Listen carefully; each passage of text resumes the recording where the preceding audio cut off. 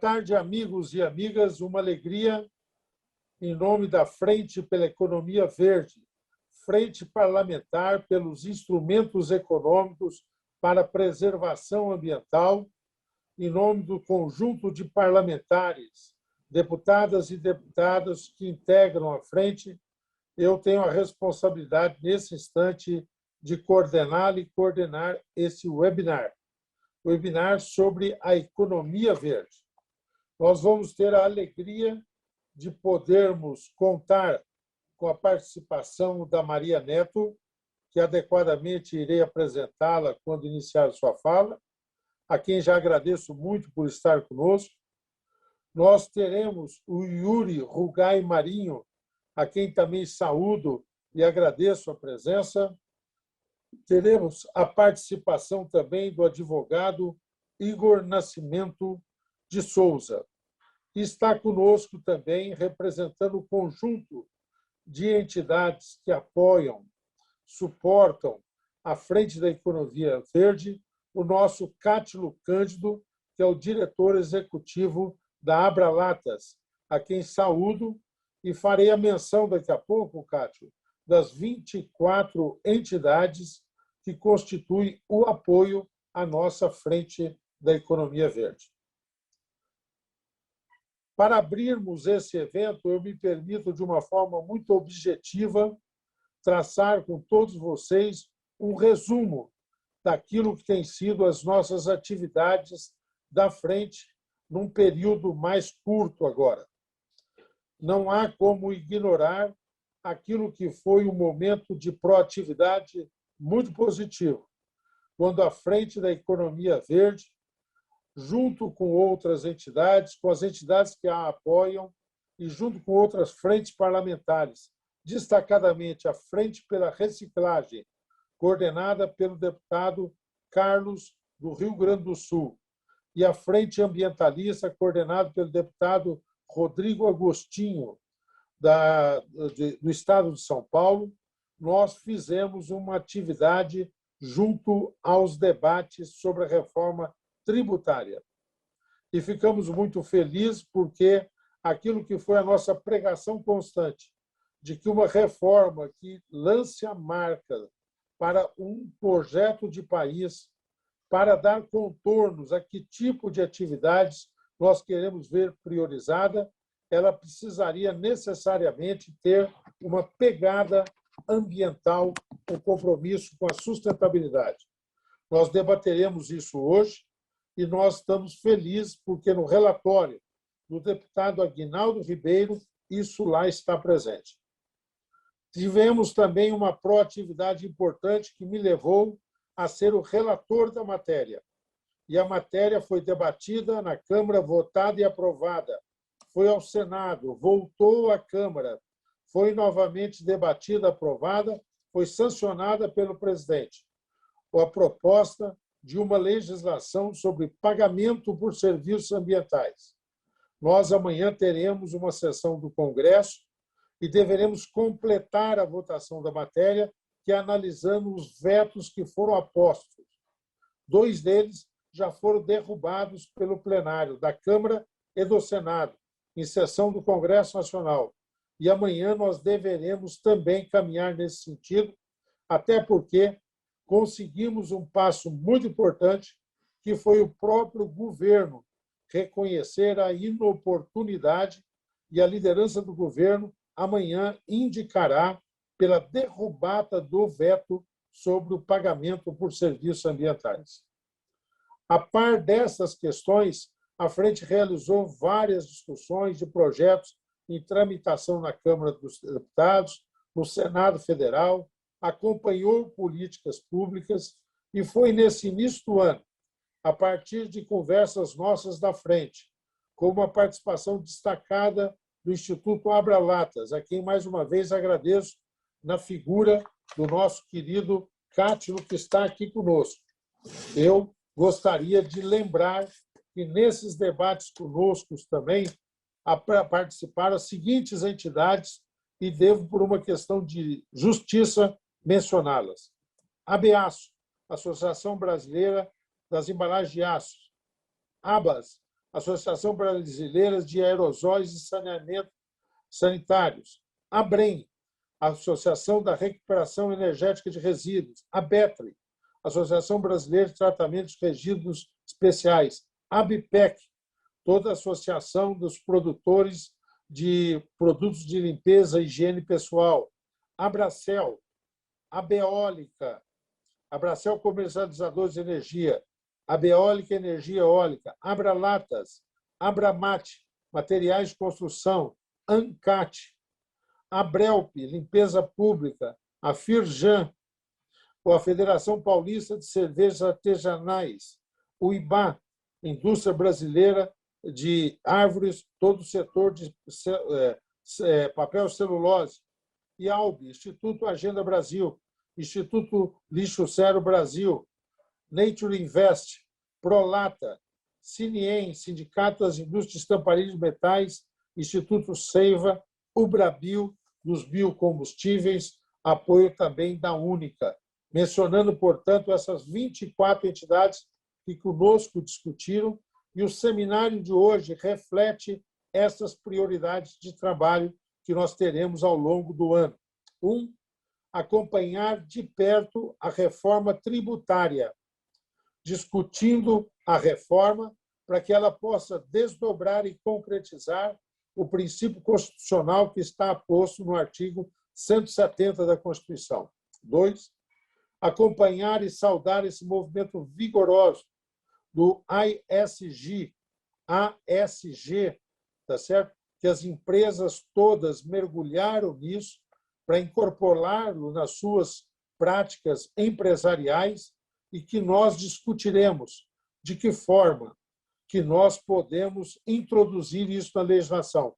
Numa legislação não para limitar, nem para engessar, numa legislação para estimular essas práticas que ganham peso voluntariamente e que podem ser premiadas e reconhecidas de uma forma mais substantiva.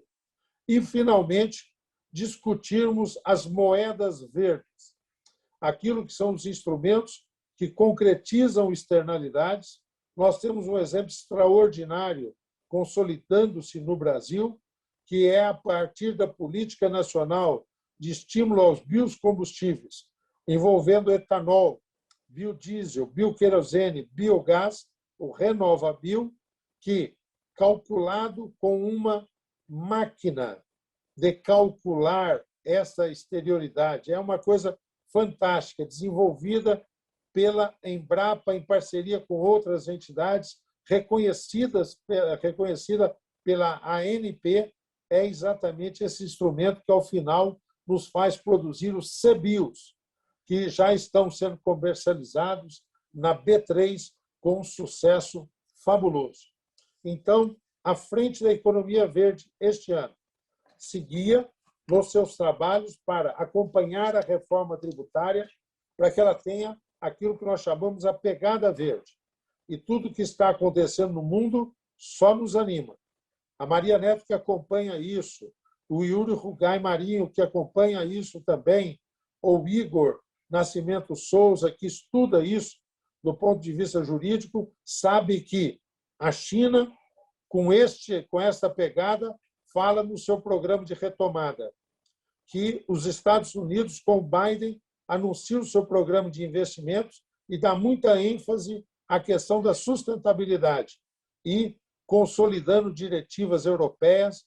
No dia próximo, 14 de julho, Dia Nacional da França, será lançado o European Green Deal, que é exatamente o compromisso da Europa de incorporar definitivamente esses princípios. Acho que estamos sintonizados e acho que nos anima a todos o fato de que nós temos plena convicção de que o Brasil pode ser líder mundial, pode ser vanguarda da nova economia, economia verde ou economia de baixo carbono. Várias denominações para o esforço mundial de combate às mudanças climáticas, da diminuição de emissão de gases de efeitos de estufa e para definir um novo padrão de produzir e de consumir com compromisso com a sustentabilidade. Por conta disso, é que, entusiasmado, eu vou iniciar nesse instante aqui o nosso seminário. A nossa mesa de convidadas, já me referi 2 vezes, se constitui a primeira pessoa a quem vou convidar para falar é a Maria Neto, lhe agradecendo mais uma vez por estar conosco.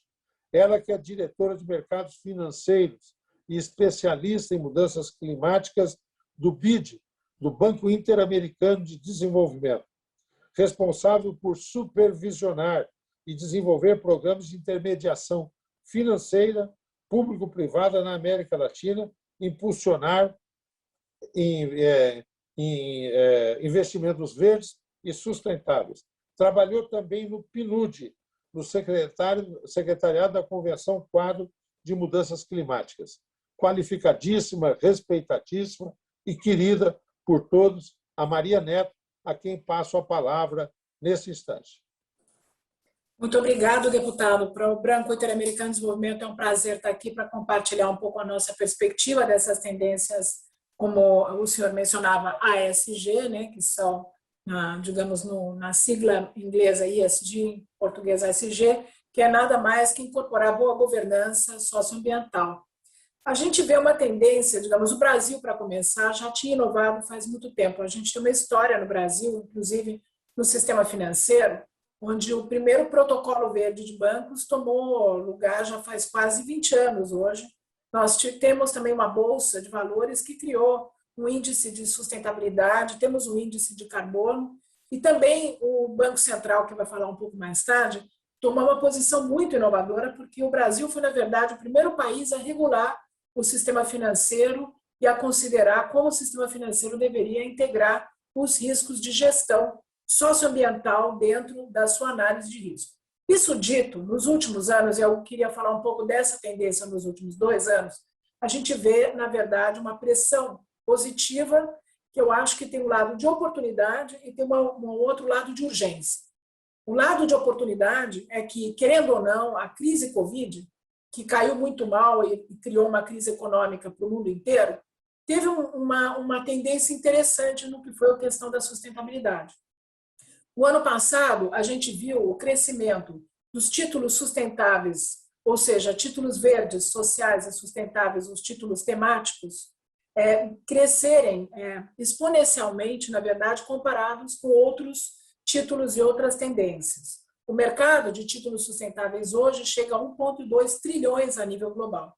A gente também viu, ano passado, os fundos de ativos com lastro ASG dobrarem em número, e, na verdade, hoje a gente tem quase 7,2 trilhões somente em 2020 sendo gestionados. E há as análises de todas essas empresas que estão olhando aí as tendências de mercado, em que essa tendência tende a crescer ainda mais, porque a gente, com a mensagem do governo Biden, do que a gente espera agora com a Convenção de Mudança do Clima no final do ano, etc., a verdade é que a gente espera que essa tendência aumente ainda mais.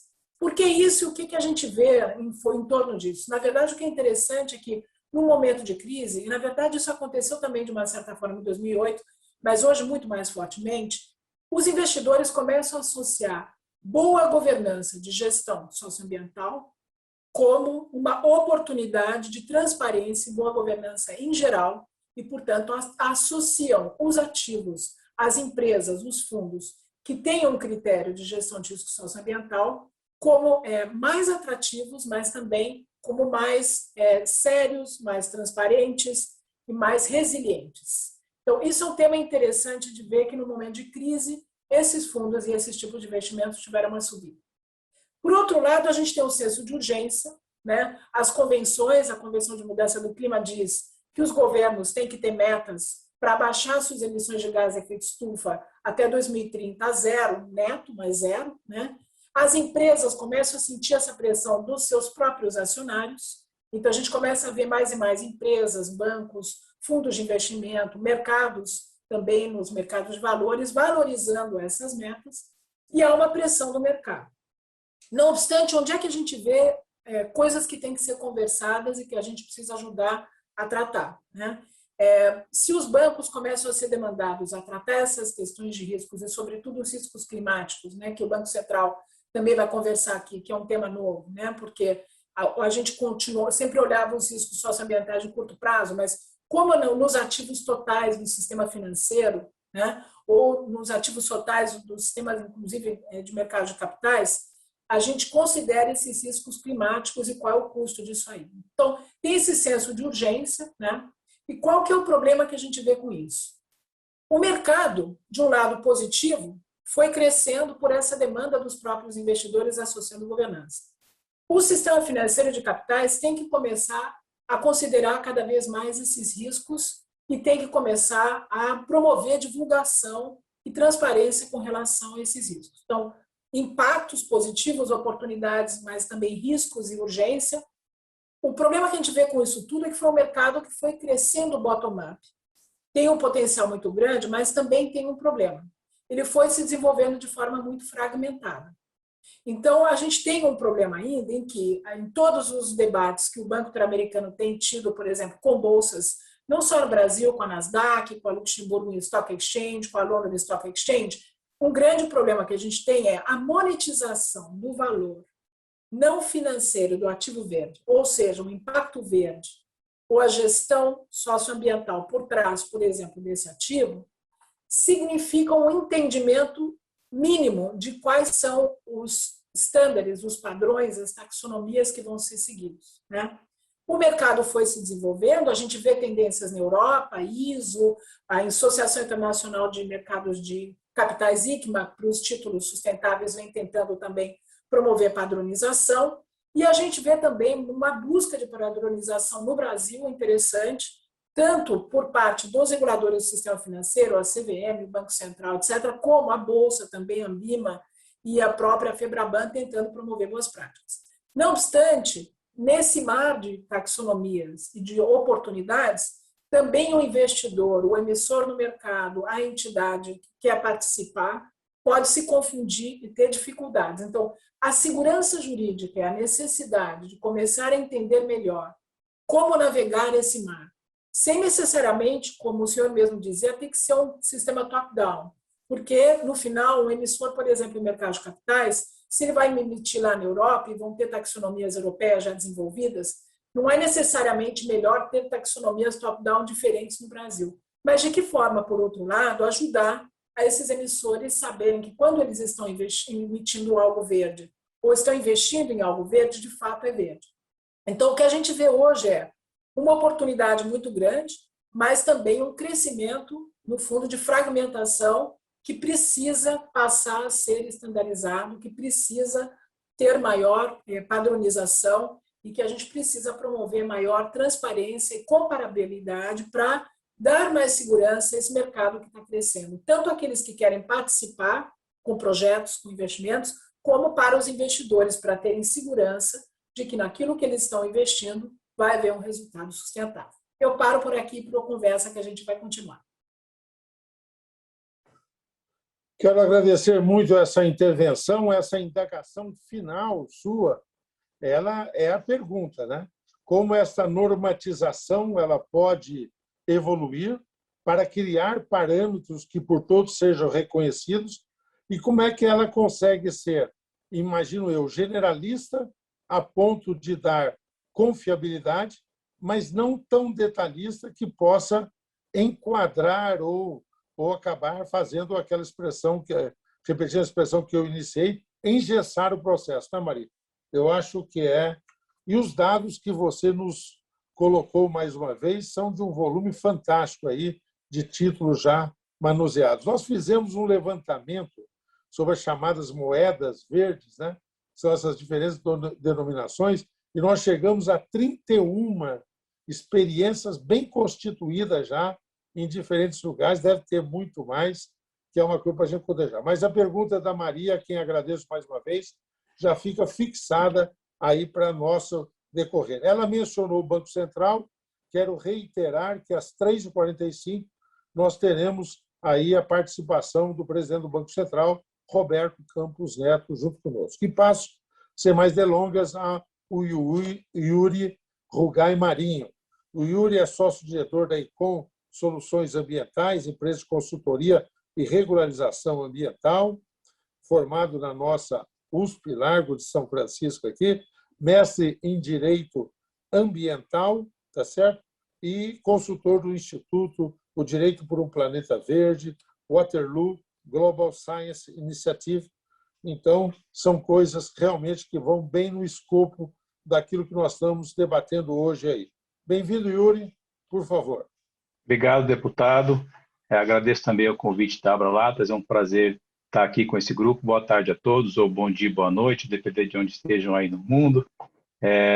Então, eu começo aqui a minha contribuição aproveitando esse ensejo e essa excelente colocação da Maria Neto em relação a como você poder comparar e criar parâmetros, né? A gente acompanha as iniciativas e as questões técnicas e jurídicas das moedas verdes ou dos negócios ambientais, e a gente percebe que justamente esse é um ponto de bastante delicadeza, né? Para que a gente consiga pensar nesse mercado ou nessa ideia que é global, a gente tem que ter uma visão global também. Então, o Brasil se insere de uma forma muito relevante nesse tema, por ter mais da metade do território ainda preservado e com tantos biomas diferentes, com tanta riqueza, e ele presta esse serviço ambiental ou serviço ecossistêmico, né? E se a gente for pensar em cada lugar do planeta, cada bioma do planeta e cada serviço ambiental que é prestado ao redor do planeta, a gente tem que tentar criar parâmetros. Então, quando a gente, por exemplo, esteve no Canadá, a discussão que se colocava era muito diferente da discussão, por exemplo, quando nós estivemos em Dubai. Então, quando você tem uma área de deserto com alguns recursos hídricos e água salgada, com desenvolvimento imobiliário, você tem algumas preocupações e também alguns serviços ambientais. Mas quando você vem para o Brasil, ou para a Austrália, ou vai para a França, Alemanha, são cenários muito diferentes. Então, pensar em serviço ambiental, pensar em moeda verde, pensar em remuneração da preservação, realmente é desafiador, e a gente aqui no Brasil precisa fazer essa discussão, fazer esse estudo, pensando de forma global, né? Como o deputado coloca, a gente não pode criar aqui empecilhos, a gente não pode engessar a nossa legislação, a gente tem que criar segurança jurídica e atratividade, né? Existem recursos no Brasil circulando que podem entrar na remuneração da prestação de serviços ambientais, existem investimentos, existem uma série de caminhos que precisam ser percorridos, mas para isso a nossa legislação tem que ser amigável, e essa é uma palavra que o próprio deputado Arnaldo Jardim utiliza, e a gente vê que a academia, nós temos um tributarista aqui também que vai, na sequência, colocar seus comentários, mas a legislação precisa ser amigável, inclusive do ponto de vista tributário, dos incentivos econômicos, né? Quando a gente pensa na remuneração, ou no mercado, ou no estímulo a boas práticas, a gente não pode restringir isso a um recurso público, né? A gente não pode restringir isso a iniciativas de caráter meramente voluntário. A gente pode, sim, pensar em formas de induzir comportamentos com deduções tributárias e tantas outras vantagens do ponto de vista econômico, e assim a gente consegue deslanchar isso, seja com o dinheiro que circula no Brasil, seja com o dinheiro que circula fora do Brasil e que quer entrar para cá, né? Então, como a Maria Neto colocou, existem regulações que podem ser feitas, existem títulos que podem ser transacionados em bolsas, e esse serviço e essa característica não é nacional, né? É sempre global. Então, o serviço que é prestado no Brasil, que pode ser de biodiversidade, pode ser de controle climático, controle hídrico ou qualquer outra experiência, né?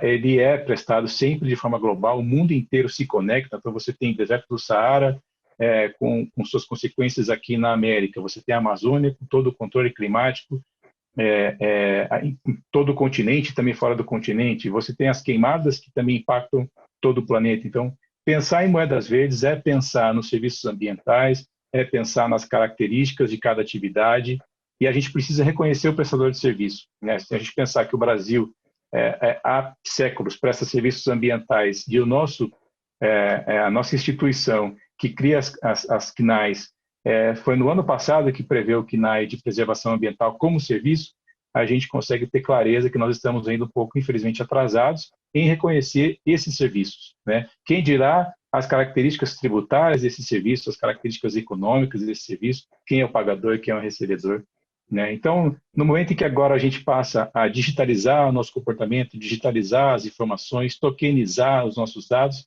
eu acho que é uma oportunidade incrível do Brasil aproveitar essa tecnologia, entrar nessa bioeconomia e participar desse Green New Deal, né? E eu também paro por aqui para que a gente depois siga nas discussões focadas em que o público quer ouvir, né? Mais uma vez, muito obrigado. Muito obrigado, Yuri, por sua intervenção. Você me fez lembrar aqui de um debate que nós fizemos muito quando discutimos a política de pagamento por serviços ambientais. E algumas das questões que você indaga aqui, que moldam essa formatação da moeda verde, nós discutimos ali no projeto. E uma coisa que ficou muito claro e que eu acho que deve ser por todos nós reiterado, e fica também como uma questão para convidar depois a Maria, você e o próprio Igor falarem, é que nós precisamos normatizar não só uma relação público-privado, tá certo? Mas normas para a relação privado-privado, tá certo? Que é muito importante. Ou seja, nós não vamos entender que isso sempre envolverá recursos públicos. Não, tá certo? Até por conta dos problemas fiscais que nós temos, escassez de recursos. Então, nós estamos criando parcerias que vão se desenvolver. Mas vamos ter aqui a alegria de receber o nosso Igor Nascimento de Souza. O Igor é um craque, um advogado tributarista reconhecidíssimo, muito competente, nos ajudou nesse momento de formularmos ideias aí e propostas com relação à questão tributária, integra o quadro do Madrona Associados e tem nos ajudado de uma forma muito especial aí. Muito obrigado. Por favor, Igor. Boa tarde, deputado Arnaldo. Boa tarde, Yuri, Cátilo, Maria. É um prazer estar aqui com vocês, num debate tão importante aí para o nosso futuro, o futuro da economia do país. Eu entrei no debate aqui feliz hoje, porque eu recebi uma mensagem do pessoal da Abralatas aqui falando que o ministro da Fazenda vai mudar o eixo das isenções da economia para verde e digital, né? Quer dizer, então parece que todo esse trabalho que a Frente da Economia Verde tem feito, divulgação e trazer propostas, né? Acho que está tendo um consenso geral aí por parte dos governantes em todos os seus eixos, né? Executivo, legislativo e judiciário, sobre a importância disso.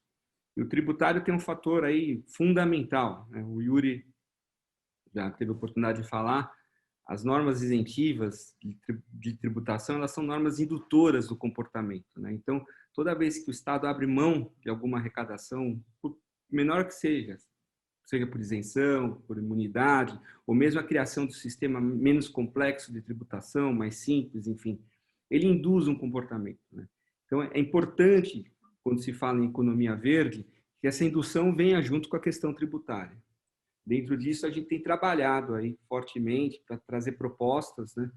A pedido do deputado Arnaldo, a pedido da Abralatas, enfim, para contribuir com isso, para que nós tenhamos dentro do sistema constitucional tributário uma norma que autorize o legislador ordinário para que possa trazer tratamentos diferenciados de tributação para aqueles contribuintes que cumprem ou auxiliam nessa questão ESG, que aí não é só a questão ambiental em si, mas tudo que envolve as políticas ESG, né? Para que isso se torne uma política pública efetiva em todos os âmbitos, né? Tanto no federal, estadual como municipal, que a Constituição autorize que os legisladores possam trazer esse tratamento tributário diferenciado em função de questões que vão proteger não só o meio ambiente, mas como também questão de governança e social. Eu acho que se nós conseguirmos isso, depois as leis vão ser criadas, né? Mas acho que é uma diretriz fundamental que vai conciliar o nosso subsistema constitucional tributário com o sistema econômico. Já está lá previsto no artigo 170 da Constituição a possibilidade de um tratamento diferenciado, né, do ponto de vista econômico. A gente precisa trazer isso para dentro do campo constitucional tributário para que facilite o trabalho do legislador, para que com o tempo essas leis possam surgir e com tranquilidade a gente atinja esse objetivo, que é o objetivo da criação de uma economia verde no Brasil. A gente já teve exemplos como esse, tanto na área do agronegócio quanto na área do desenvolvimento imobiliário, né? Como trouxeram desenvolvimento, os incentivos fiscais que foram dados para o agronegócio e que também foram dados para a parte de desenvolvimento imobiliário. Isso é muito importante, né? Isso induz mesmo o comportamento dos investidores, isso acelera a questão. Se essa questão ambiental é importante para nós, a gente sabe hoje que principalmente dentro desse contexto da economia global, é fundamental que nós tenhamos essa autorização e, enfim, estou vendo aí que a frente tem trabalhado muito, eu tenho certeza que vai conseguir êxito nesse trabalho. Enfim, eu termino aqui também para que a gente possa continuar com as discussões e me coloco à disposição de todos para qualquer dúvida que possa surgir. Muito obrigado, Igor. O Igor, eu vou pedir vou pendurar algumas perguntas aqui agora para iniciarmos uma rodada, ok? Fizemos considerações, se alguém desejar sobre ela falar, mas, primeiro, Maria, a você. Você que tem essa visão abrangente, até por estar aí no Banco Interamericano, no BID, você tem alguma experiência de algum país que você considera particularmente relevante e que pode nos dar algum ensinamento de um caminho a ser trilhado? Eu queria ouvir você sobre isso. Com relação ao Yuri, eu queria perguntar a você, Yuri, nesses parâmetros para definir pagamento por serviços ambientais, a caracterização que você falou dos prestadores de serviço, a legislação que nós aprovamos, e você tem conhecimento sobre pagamento por serviços ambientais, que algum nível de evolução você sugere para que ela possa ser mais abrangente nessa questão de incorporar as externalidades. E a você, Igor, também já deixo registrado, porque aí todos vão pensando numa pergunta. Eu queria que você comentasse os pontos que o relator, o nosso Aguinaldo Ribeiro, colocou no seu parecer em torno daquelas questões que nós mencionamos e que você colocou o conceito aí. Como é que você avalia aquelas duas iniciativas e que outros pontos poderiam aí se seguir? Maria, por favor. Vamos agora fazer uma rodadinha, 3 minutinhos, a gente, com isso, garante a participação de todos. Já chegaram perguntas sobre a questão do produtor rural, que na próxima rodada nós vamos colocar, já tem algumas indagações que estão chegando. Tá? Maria, por favor. Eu acho que não tem assim um país só, tá? Eu acho que tem algumas tendências que a gente deveria estar olhando com muito cuidado. Primeiro, a taxonomia europeia, e o que está sendo feito pela União Europeia é muito importante, porque, como eu mencionava, a questão de olhar um pouco a padronização em alguma espécie de, digamos, forma de identificar o que a gente entende por verde ou não, é importante, apesar também que eu entendo que o Yuri falou, que nem sempre a taxonomia ela é apropriada de forma completa à nossa realidade, né, ou tropicalizada. Mas, assim mesmo, essa tendência é uma tendência importante, que já serve de um exemplo bem importante de como, por exemplo, um grupo de países começou a adotar uma certa taxonomia. Também a gente vê nessa área um pouco mais de incentivos verdes, coisas na região que são interessantes, né? A Costa Rica, como vocês estavam falando da questão de pagamento por serviço ambiental, vem aplicando há muitos anos essa prática de pagamento por serviço ambiental. A Colômbia, por exemplo, o Peru desenvolveram definições do que eles entendem por bionegócios para incentivar e promover esses bionegócios. A gente vê também uma tendência interessante, uma discussão que a gente também tem tendo com alguns países da região sobre como fazer a contabilização do capital natural, o que o pessoal chama de Natural Capital Accounting, porque isso também é importante como forma de poder valorizar, sobretudo, países como os nossos, que têm uma quantidade de biodiversidade importante. E eu acho que nessa área, inclusive, é muito útil poder ter um pouco de colaboração entre diferentes países, né? Como eu disse, eu acho que o Brasil é um país que está bastante avançado em certas coisas. O banco, por exemplo, os reguladores do sistema financeiro e o regulador de mercado de capitais, a CVM, tem feito um papel bastante protagônico, né? Mas também aí a gente tem muito que aprender. Por exemplo, no caso dos reguladores de mercado financeiro, e o Bacen faz parte disso, se criou um grupo no G20, que depois se ampliou, que é o NDFS, que é um grupo dos bancos centrais, dos reguladores discutindo em torno disso. A gente tem a IOSCO também, né? Que é a Associação Internacional para os Reguladores de Mercado de Capitais, que também vem promovendo estandarização. Então, eu acho que não necessariamente a gente tem que pensar em um país, mas é fundamental, de fato, começar a olhar nessas tendências as boas práticas que estão aparecendo, de fato, em alguns países, às vezes, vizinhos, como a Colômbia, o Peru, ou o próprio Costa Rica, sobretudo nessa área de bioeconomia, biodiversidade, onde eu acho que não só a gente tem muito que aprender, mas trocar mais experiências, né? Eu acho que a gente tem muito que aprender também, como eu falei, com a União Europeia, com todo esse esforço que eles vêm fazendo com relação à taxonomia, e a gente também tem muito que aprender com os processos internacionais, que eu acho que tem que ser conversados e a gente tem que poder internalizar. A gente vê que os bancos centrais estão começando a fazer isso, mas talvez a gente precisasse fazer isso de forma mais estruturada, mais ativa, né? Por exemplo, o Chile também tem algumas políticas bem interessantes também de incentivos para poder promover, de novo, taxonomias, para promover boas práticas no mercado de capitais, e também uma área que a gente ainda está tendo que esperar a Convenção de Mudança do Clima, mas que é importante preparar o Brasil para isso, é todo o mercado de carbono, né, que tem uma questão também de insegurança jurídica e de discussão que a gente tem que considerar. O BID tem o prazer no Brasil de organizar, junto com a CVM, uma coisa que se chama o Laboratório de Inovação Financeira, onde a gente vem trabalhando com mais de 250 atores do mercado financeiro brasileiro e mais de 600 especialistas sobre o tema de finanças sustentáveis e inovação financeira. E um dos temas é o mercado carbono, onde a gente vê, de novo, essa questão.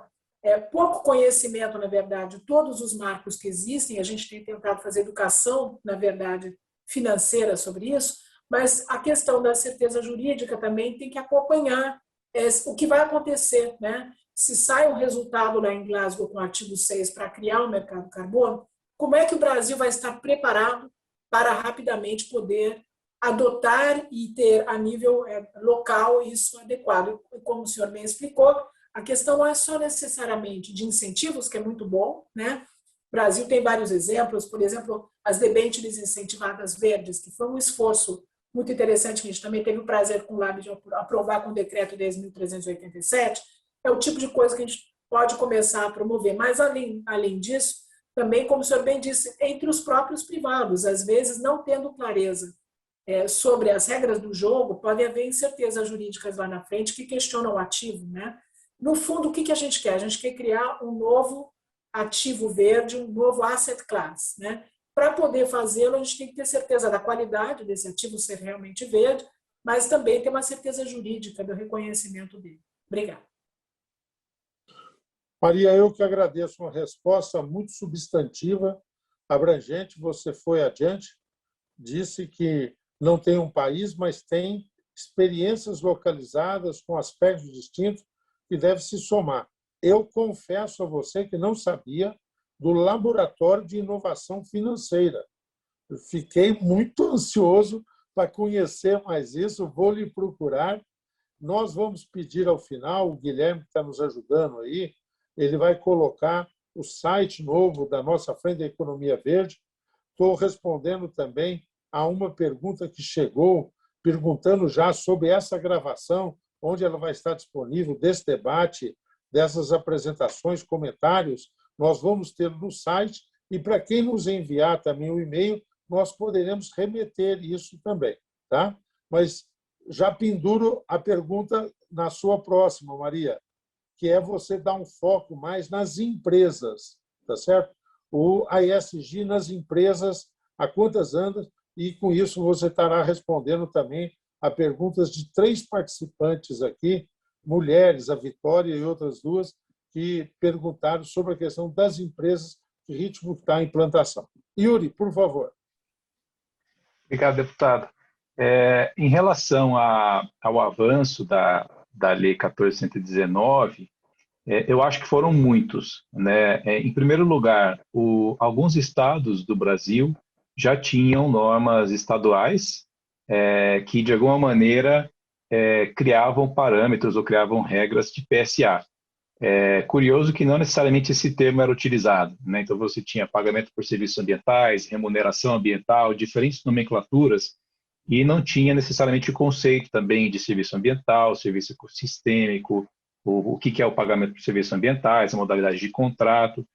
E o projeto de lei que tramitou por muitos anos e no final teve uma participação bastante significativa do deputado e de várias empresas. Eu acho que a gente conseguiu trazer a academia para dentro do Congresso em plena pandemia, a gente conseguiu trazer o mercado para dentro do Congresso em plena pandemia. Nós acompanhamos aqui de perto no Senado a tramitação desse texto e conseguimos contribuir. E eu acredito que o maior avanço que a gente pode ter nesse tema está por vir com a derrubada desses vetos dos incentivos econômicos, porque na forma como está hoje, infelizmente, a gente acaba restringindo o PSA às iniciativas que já existem, que são de caráter voluntário, que existem no Brasil, movimentam alguns milhões de reais por ano, mas não chega a ser algo relevante, né, perto do nosso PIB e das demais atividades econômicas. Mas o que a gente precisa é que o dinheiro privado ele venha com força com vantagens tributárias, né? Há exemplo, por exemplo, do que existe na Lei Rouanet, de você destinar um recurso para uma finalidade cultural. Então, a empresa, o prestador de serviço, ao pagar o seu tributo ou encaminhar o seu dinheiro para uma outra finalidade, ele consegue trazer isso também para o seu marketing, consegue trazer isso para a finalidade positiva do seu negócio.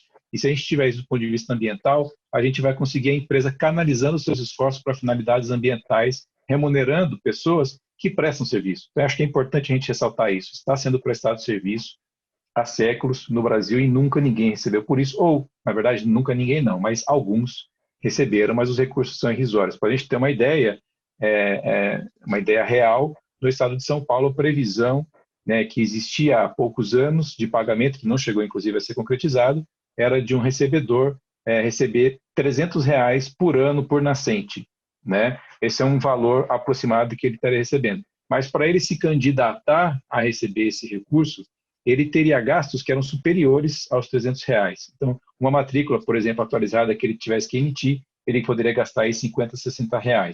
Ele teria que tirar cópias de alguns documentos, reconhecer firme alguns outros documentos, o custo já estaria se aproximando de 100, 150.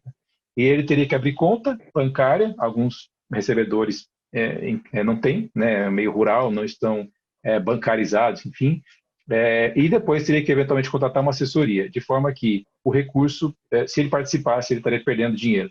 Então, o pagamento de serviços ambientais ele precisa migrar para uma forma de pagamento mais justa, mais conectada com a realidade e o valor daquele serviço, mas não significa que a lei tenha perdido a sua utilidade. Ela é muito útil, ela serve para segurança jurídica, serve para referências em contratos, mas o que eu penso que a gente poderia pensar em padronização é que justamente as particularidades são muitas e a gente tem que avançar aos poucos, a passos curtos, conforme inclusive o que o mercado vai sugerir. Nós temos uma experiência boa que é a do carbono, né? A captação do carbono ou a retenção do carbono é um serviço ambiental que já existe aí pelo menos há quase 30 anos, né? A gente lá em 1992 no Brasil já estava começando com a Convenção do Clima a pensar nisso. Então nós estamos 30 anos mais maduros em relação ao carbono e a gente precisa fazer o mesmo em relação à água, em relação à produção de alimentos, em relação a controle climático, em relação a fibras, bioquímicos e todos os outros serviços que vão existir. E eu não acredito que a lei tenha a capacidade de fazer isso, ou o Congresso tenha a capacidade de fazer isso da forma necessária em 2021. Eu acho que é um avanço que vai ter que envolver farmacêuticas, vai ter que envolver pesquisa, academia brasileira, academia internacional, e tem que ser feito de uma forma que o público queira, né? Se a gente coloca uma coisa que ninguém vai comprar, um serviço que ninguém vai querer remunerar, né? Ou uma destinação de recursos que ninguém vai querer dar, não faz muito sentido. Então, acho que a gente tem que pensar na demanda, na oferta, como coordenar tudo isso, mas a lei certamente foi um avanço, está para ser regulamentado, o veto está para ser derrubado, então acho que a gente está numa toada legal e no momento político internacional também super interessante.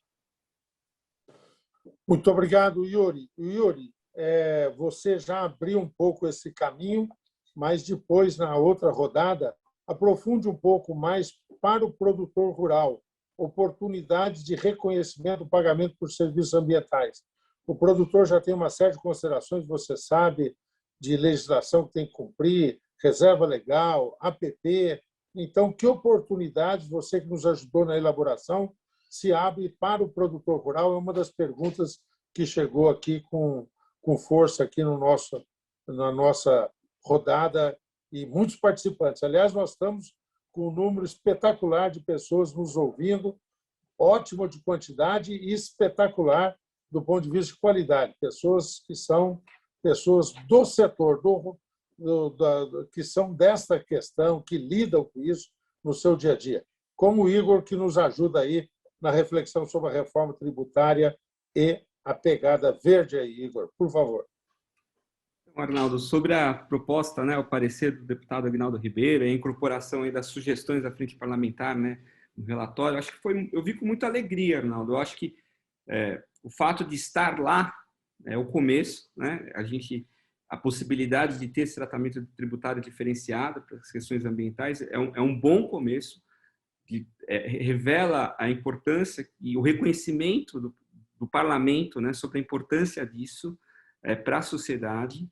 A discussão, você traz para dentro de uma discussão tão relevante que a discussão da reforma tributária também é questão ambiental, né? E tem que ser assim, eu acho que tem que ser assim. A gente, quando lê as tendências mundiais, não só em termos de tributação, mas na vida, né? O que vai ficar para o pós-Covid? A gente percebe muito isso, que tem que ter propósito. As empresas que vão estar bem-sucedidas são aquelas que têm propósito, são aquelas que entregam um valor a mais para a sociedade, além do bom produto, daquilo que elas produzem, seja bens ou serviços, enfim. E ter essa questão ambiental e a possibilidade desse tratamento tributário diferenciado envolvido, né, nessa questão da reforma tributária como um todo, vai trazer para discussão no parlamento, depois com o Poder Executivo, a necessidade de propósito, né? A importância que isso tem para a criação desses propósitos, esses valores que são tão caros a nós, né? A Covid deixou isso claro. Nós estamos diante de um problema sanitário mundial, né?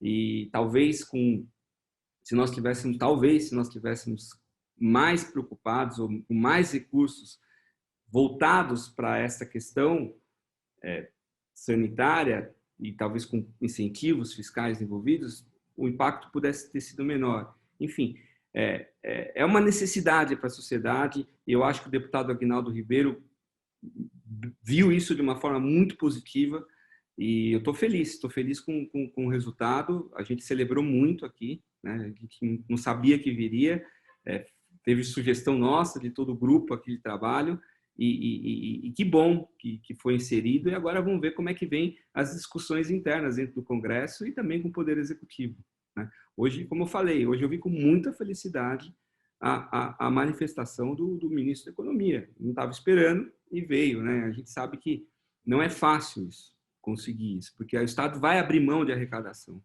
ou pelo menos vai ter que trocar, para poder prestar bem esse serviço, vai ter que trocar incentivos, né? Vai tirar daqui e vai colocar nessa questão ambiental. Mas se está a fim de fazer isso, se está preocupado com isso, me pareceu que a reforma tributária do jeito que está vindo, ela está dentro desse contexto, está ligada nisso, está dando importância para isso, isso já é muito bom, né? E é um avanço social nosso, eu não tenho dúvida disso, que em termos de política pública e para onde canalizar um incentivo fiscal, isso é um grande avanço social, é um grande avanço. E lembrando uma coisa que é importante, nós não estamos falando aqui de beneficiar setores, né? Beneficiar a indústria A, a indústria B, o setor A, o setor B, o serviço A, o serviço B. Mas é beneficiar uma atividade que traga retorno de proteção ambiental para a sociedade. Eu acho que isso aqui é fantástico. É uma diferenciação muito grande. A gente brincava, às vezes na faculdade, ou enfim, nas discussões tributárias, que esse setor de isenções tributárias no Brasil, às vezes parece um livro de piada. Assim. Quando você começa a ler, um incentivo para cá, um incentivo para lá, e não tem muita lógica, né? Porque eles foram construídos de acordo com quem era mais poderoso, com quem tinha mais... Né? Ele ia lá no Congresso e conseguia, por poder econômico, aquele incentivo. Aqui nós não estamos tratando disso, nós estamos tratando de um incentivo para todo mundo que contribuir com o meio ambiente no país. Então, assim, é muito bacana o que está conseguindo. Eu acho que é um avanço muito grande para a sociedade. Muito obrigado, Igor. Você cunhou essa frase final do incentivo e é coincidente, acabou de chegar uma pergunta, aliás, mais do que uma pergunta, diz o seguinte, olha, não vamos ficar falando incentivo, parece subsídio, não é isso que nos move, e realmente nós não temos essa visão. Há algum momento que você tem uma curva de aprendizagem, pode ter algum tipo de incentivo ali, muito pontual, mas do que nós estamos falando, uma reforma tributária, que é algo perene, nós queremos são princípios e não benefício a algum setor. Mas, Igor, já fica pendurada para você também, porque essa próxima rodada vai ser a última, infelizmente. O volume de perguntas de qualidade que chegou é extraordinário. Não estou sendo um mediador competente como desejaria ser, mas para você já fica. Por que reforma tributária global ou fatiada? Prós e contras. Você vai ter que ser muito objetivo para falar disso. E depois, mercado de carbono. A Maria falou, depois vem lá de Glasgow alguma diretiva com relação ao mercado de carbono. Como que entra o mercado de carbono na reforma tributária? Lembrando que eu que herdei aqui a frente muito bem impulsionada, porque a Frente da Economia Verde na Câmara nasceu primeiro do deputado Mendes Tami, que foi o primeiro a apresentar um projeto há 12 anos atrás de taxação do carbono. Depois ela foi dirigida pelo deputado Luiz Carlos Rauli, que é um dos grandes estudiosos da questão tributária, que inclusive está ajudando particularmente o senador Roberto Rocha na PEC 110, que ele foi também um inspirador, que preconiza também a questão de taxação do mercado de carbono. Infelizmente, vai ser a rodada final, Maria. Então, você tem que caprichar ainda mais aí, tá certo? Eu te pedi para você falar um pouco das empresas da ESG e as suas considerações aí nisso que está sendo tão rápido, mas que está sendo muito saboroso, muito substantivo. Por favor, Maria. Muito prazer, deputado. A gente vê no Brasil, sim, uma enorme, digamos, internalização das empresas do conceito ESG de diferentes formas, né? Quando a gente fala de novo de ESG, quando eu falei, tem dois tipos de formas de ver isso. Como as empresas integram os riscos, como é que elas gestionam o impacto negativo que elas podem ter, né, social ou ambiental. A gente vê isso cada vez mais na adoção, inclusive de estándares, e não faltam, na verdade, estándares e boas práticas, né? Por exemplo, o GRI, o PRI, a própria Ambima vem trazendo agora um novo index, a Bolsa também vem trazendo algumas boas práticas. A gente tem no mercado algumas ideias de boas práticas que vai desde, como eu disse, primeiro a nível de governança, de transparência, de como a gente divulga o que a empresa está fazendo. A gente vê um aumento de vontade e de interesse, de capacidade das empresas, ainda tem que se fazer muito para fazê-lo de forma mais comparável e simples, mas essa divulgação aumenta muito a percepção e entendimento do mercado de como as empresas estão gestionando seus riscos e como elas também estão desenvolvendo metas, estão desenvolvendo, digamos, atividades institucionais para poder atender, né? Aqui eu vi alguém perguntando de papel e celulose. É bem interessante ver as empresas brasileiras de papel e celulose que têm políticas de sustentabilidade bastante interessantes e muito inovadoras, né? Então, por exemplo, isso é um tema importante. Por outro lado, também, como eu comentava, visto que o mercado começa a valorizar, a monetizar o impacto positivo, além da boa gestão, as empresas e inclusive os fundos que vão investir nessas empresas começam a querer olhar o que a governança, a divulgação de informação, a transparência é boa, mas eu também quero ver que essa empresa está tendo um impacto positivo. Então, também a gente começa a ver o interesse das empresas de poder demonstrar esse impacto positivo, seja em redução de poluição, seja em redução de pressão a desmatamento, seja porque ela, de alguma forma, tem um impacto positivo social, ou redução do gás de efeito estufa, etc. Então, tem essas duas tendências ocorrendo. A questão é, de novo, como a gente pode acompanhar essas empresas, como bem dizia no começo, tá? Para prover mais transparência para as empresas poderem participar no mercado. E por isso que eu acho que é muito importante essa conversa entre a segurança jurídica e o mercado, né? Para entender o que o mercado está buscando, como é que essas empresas podem se orientar sem essa questão de pôr uma jaqueta fechada, né? Então, a gente está querendo abrir, na verdade, para facilitar que essas empresas possam divulgar, possam entender melhor como é que elas podem apresentar o que elas estão fazendo. E só para dar um exemplo muito concreto, o Banco Interamericano lançou uma coisa que se chama The Green Bond Transparency Platform, uma plataforma para todos os emissores de títulos verdes contarem o que eles fizeram com o recurso da emissão do título. Tá? o que o BID viu com o CBI, que é a Climate Bomb Initiative. Nós lançamos um relatório com a CBI a semana passada, e em 2019 um outro relatório, que mostra que, na verdade, um pouco mais de 50% dos emissores estão contando a história completa do que eles fizeram com os recursos. Às vezes, somente por quê? Porque eles não sabem como relatorar. Essa relatoria já vem melhorando muito, porque os investidores querem ver as informações, mas às vezes é por falta mesmo de entender como é que eles relatoram, como é que eles podem contar a história bonita do que eles fizeram com o recurso. A boa notícia desse estudo é que não necessariamente a gente viu muito, o pessoal chama de greenwashing, né? De que os impactos ou os investimentos necessariamente não foram verdes. O que a gente viu é a falta do detalhe, é a falta da comparatividade das informações. Então, o BID lançou essa plataforma aqui na América Latina, no Brasil, a gente tem empresas brasileiras, o BNDES, a AG Rio, a Eletrobras, a Vale não, perdão, o pessoal da Clabin, a Suzano, que estiveram participando também no mercado de títulos verdes, participando nessa plataforma. Eu acho que, de novo, segurança jurídica vem também um pouco por aí. Como ajudar, através da segurança jurídica, as empresas poderem adotar essas práticas, mas o que a gente vê, sim, é que existe um interesse no mercado como nunca existiu. E as empresas já vêm de forma muito proativa, apresentando isso até através de algumas metas de grupo, né, de iniciativas setoriais. Obrigada. Muito obrigado, Maria. Muito obrigado. Yuri, por favor. Obrigado, deputado. Em relação às oportunidades do produtor rural, o que eu acho que eu talvez faria uma divisão aqui para esse comentário seria nós podemos pensar na propriedade rural como produtiva, então agro em geral, ou numa propriedade preservada, né? Hoje, nós temos mais oportunidades para as áreas preservadas do que para as áreas onde há alguma produção, porque essa produção, para que ela seja elegível e tenha adicionalidade de fato, ela precisa cumprir alguns critérios que estão menos maduros do que os critérios que já existem, por exemplo, para carbono. Como eu estava comentando, a gente já tem aí uma estrada de mais ou menos 30 anos. Então, se você é um produtor rural e tem uma área, independentemente do tamanho, o que precisaria ser analisado é até onde você está cumprindo a lei, qual que é a extensão do seu imóvel e que expectativa você tem, né? Porque a gente, grosso modo, a gente nota que a remuneração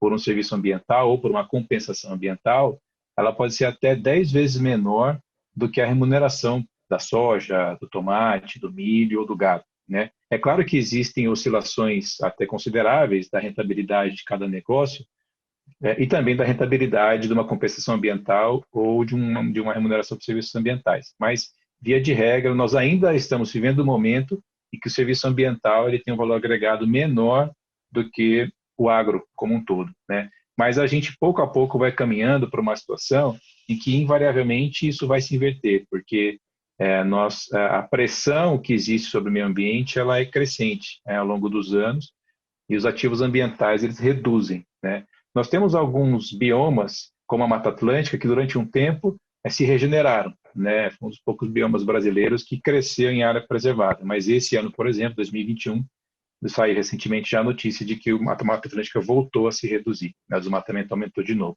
Então, mas isso é um fenômeno que acontece também em outros países, então, de maneira que a pressão que existe em cima das áreas preservadas, vamos pensar, ela é cada vez maior, o que faz com que o valor do ativo, necessariamente, até pela regra geral de oferta e demanda, naturalmente cresça.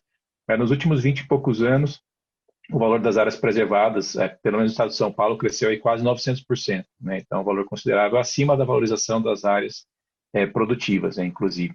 Então, para a gente pensar nas oportunidades para o produtor rural, a gente tem que fazer algumas subdivisões. Então, área produtiva ou área preservada, e sendo área preservada, o que você está cumprindo a lei e o que você não está cumprindo a lei, né? Via de regra, você vai ser remunerado por aquilo que você traz em adicional, que é adicional à lei, adicional às suas obrigações. A não ser que você se insira no mercado de carbono, seria uma terceira opção, que aí ela pode ter particularidades. Se você está inserido numa área de desmatamento desenfreado, pode ser que você seja remunerado por preservar, mesmo que você esteja em APP, em reserva legal, eventualmente dentro de um parque e tal. Então, a sua oportunidade ela precisa ser analisada com cautela para a gente ver em que segmento você está. Se tem ali uma grande obra, uma estrada, um gasoduto, uma hidrelétrica com grande impacto ambiental, talvez você possa ser contemplado para a compensação ambiental desse empreendimento. Então, o impacto ambiental dele, o órgão ambiental vai exigir que ele recupere ou que ele mantenha preservado 100 hectares, 500 hectares, 1.000 hectares ali ao redor. E você pode ser um contemplado, aquele empreendimento vai te remunerar para que você mantenha a sua área. Ou, eventualmente, você entra no mercado de carbono plantando soja ou com uma agrofloresta. É uma possibilidade. Então, a gente tem que analisar as características técnicas de cada cenário, a depender do bioma, e a oferta e demanda é que vai ditar a regra por quanto que você vai receber, né? E a gente espera e tem notado que esse valor ele vai subindo até que, eventualmente, ele se equilibre em relação ao agro tradicional e, eventualmente, suba um pouquinho, né? Mas algo a ser vivido ainda. Muito obrigado, Yuri. Muito oportuno, muito esclarecedor. Eu tenho que agregar 2 comentários aí bem pontuais, porque foi uma pergunta feita que veio da seguinte forma: por que o PSA não poderia também ser estendido para a área urbana? Sim, o conceito do pagamento por serviços ambientais abrange a área urbana.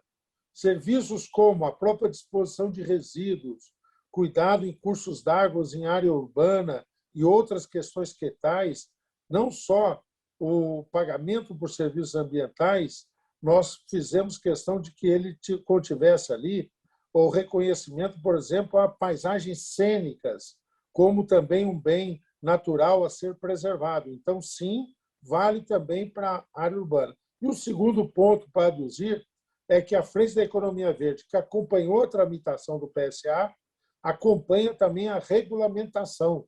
Nós estamos acompanhando o diálogo com o Ministério.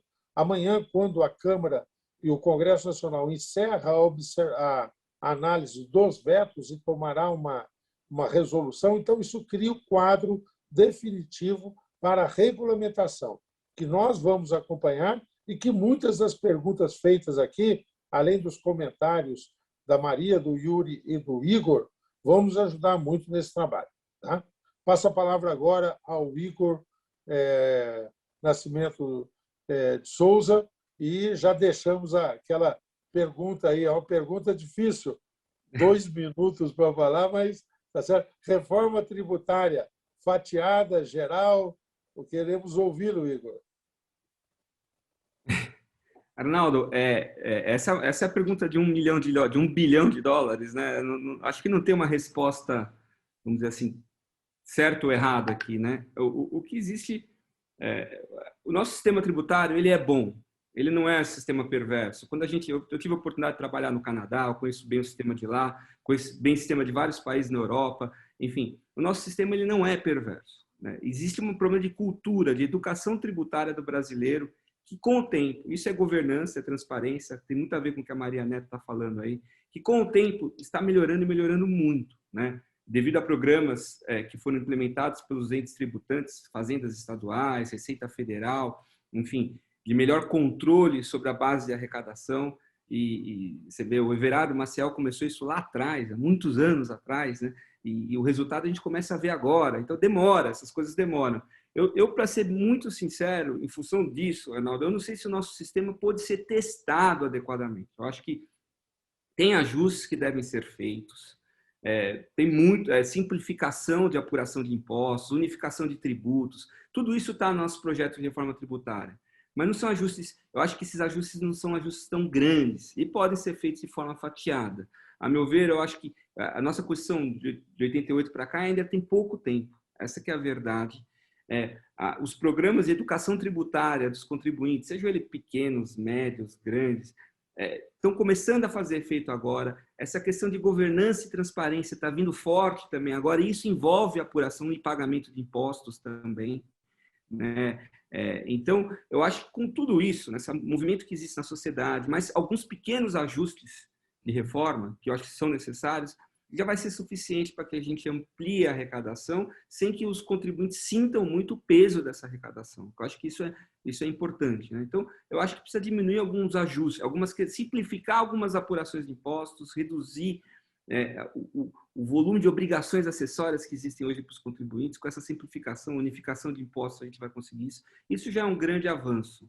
E aí, essa política de modificar os incentivos ou as formas de incentivos fiscais, que não é só isenção, né, como a gente está falando aqui, também vai ajudar bastante, a meu ver, para que a gente tenha uma tributação mais justa. Mas o sistema não é um sistema perverso, Arnaldo. Quando a gente compara com sistemas no mundo inteiro, e a gente tem a oportunidade de discutir isso com tributaristas, todos entendem o nosso sistema. Não é perverso. O que é perverso, eu acho que é a questão da nossa educação tributária. E isso está melhorando muito e para o bem. Então, as empresas estão empenhadas nisso, né? Os governantes também. E com mais educação tributária, a gente vai conseguir melhorar a arrecadação sem precisar de grandes mudanças no sistema. Essa é a minha forma de enxergar a tributação no Brasil. Muito obrigado, Igor. É lógico que isso daria uma discussão danada. Dá. Eu fiquei aqui, ó, de cabelo em pé, eu confesso a você, porque eu pensei que você fosse... Eu, por exemplo, eu acho um risco danado fazer fatiado, sabe? Porque eu acho que a gente pode gerar um pouco um Frankenstein. Eu acho meio arriscado isso, mas é uma opinião inicial e eu quero ouvir mais você. Nós vamos ter ocasião e você sabe que eu levo muito em consideração a sua opinião, né? Claro. Mercado de carbono, sobra essa discussão para a gente fazer um pouco mais adiante. Nós vamos também, algumas vezes foi mencionado, o grande encontro de Glasgow, tá certo? Que será agora no segundo semestre. Há iniciativas do Executivo se preparando para isso, há outras frentes parlamentares se preparando também, e eu vou depois também abusar mais uma vez da Maria para trocar ideias sobre isso, se ela permitir, da Maria Neto, do Yuri, Rugai Marinho, e o Igor vai continuar nos ajudando nesses desafios que nós vamos ter pela frente agora da reforma tributária. Eu queria agradecer muito a cada um de vocês, foi muito bacana. Nós estamos recebendo muitas mensagens aí. Foi curto, mas intenso, né? Eu estou aqui recebi de um querido professor da Unesp, catedrático, Ricardo Carrilho, mandou uma menção muito elogiosa a todos vocês aí, a nossa discussão, outras contribuições, o Guto Quintela se manifestou, a Daiana Maldaner também. Eu não vou ser injusto de começar a mencionar alguns, porque foram muitos que enviaram ainda questões e outros já agradecimentos pelo debate. Repito mais uma vez, vou pedir de novo à nossa equipe que publique aí as nossas redes sociais e está disponível, essa gravação estará disponível aí no YouTube, lógico, para que depois todos possam acompanhar. Nós vamos fazer um esquema também de divulgação, melhores momentos aí, e vai ser duro, acho que nós vamos ter que pegar tudo, quase. É um bom, melhor momento aí de todos aí. Maria Neto, muito obrigado, viu? Muito obrigado por tudo que você tem feito. Muito obrigado. Obrigado por estarmos juntos. Pois não, Maria? Não, somente dizer muito obrigada pela oportunidade de participar. É bom ver que está tendo essa discussão aberta para poder promover a maior certeza justamente ao mercado do que é esse inovativo financeiro. Não financeiro, esperemos monetizável, que é o ativo verde. Muito obrigado. Yuri, muito obrigado. Yuri, Rugai Marinho, muito obrigado. Obrigado, deputado. Obrigado. Parabéns pela qualidade do debate também. Obrigado aos ouvintes. Caro Igor Nascimento Souza, doutor Igor, muito obrigado. Obrigado a você, Arnaldo, e a todos os demais. E parabéns a todos aí pela qualidade também do debate e das discussões. Muito bom. Eu vou passar imediatamente agora ao Cátio. Eu já mencionei o papel proeminente que tem a Abra Latas, que é a grande apoiadora aqui da nossa Frente da Economia Verde.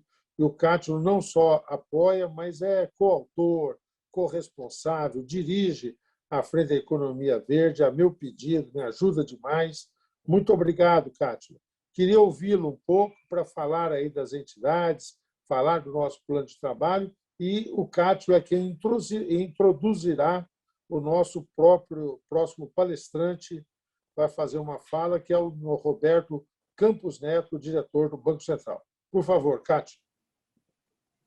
Obrigado, deputado. Obrigado aí pela oportunidade. Eu acho que, a mim, depois desse painel maravilhoso, né, deputado, acho que vale a pena a gente falar um pouco desse movimento, muito rápido. Tenho certeza que várias pessoas que estão nos vendo agora estão se questionando como é que a gente pode fazer parte desse movimento. E eu queria voltar um pouquinho com aquela indagação que provavelmente ocorreu há 2, 3 anos atrás. Uma conversa dentro da Câmara, nós questionamos, e o deputado Arnaldo nos questionou, como é que a gente poderia, de algum modo, aperfeiçoar o movimento verde dentro do Congresso Nacional. Já existia, ainda existe, mas como é que a gente poderia aperfeiçoar? Como é que a gente poderia trazer a defesa ambiental aliado a princípios econômicos? Moldar, como bem disse a nossa painelista Maria, em princípios econômicos. Juntar o verde com economia, transformar o problema com uma própria solução, né? E como que a gente poderia diferenciar, daí acho que Yuri e Igor mostraram muito bem aqui também, como que nós poderíamos diferenciar quem quer fazer o certo em termos ambientais, né? A empresa que quer fazer o certo, o setor que quer fazer o certo. E, além dessa grande questão que nós enfrentamos lá atrás, o deputado Arnaldo ainda colocou alguns pontos a mais. Primeiro, são 5 pontos, que eu me lembro bem. Primeiro, não poderia trazer nenhum tipo de burocracia. Segundo, não poderia segmentar. Esse movimento não é de um setor. Terceiro, não só legislar por legislar, mas sim trazer uma regra prática que possa trazer ao nosso dia a dia o 170 da Constituição, assim como fez o RenovaBio e assim como está fazendo o PSA. Não deixar, e o quarto ponto, não deixar ideologia e nem partido político que tome conta da frente. E o quinto, que tenha uma sintonia com os movimentos internacionais, COP26, BID, etc. Nós precisávamos juntar sociedade e parlamento para poder mover esse movimento. E iniciou, né, Arnaldo, lembrando há 2 anos atrás, nada mais, nada menos, ouvimos Aires Brito, ouvimos Ives Gandra e ouvimos Everardo Maciel. E ali foi o momento que nós falamos, vale a pena nós seguirmos em frente, vamos fazer dessa caminhada algo que deixe um legado para o parlamento, para a sociedade brasileira.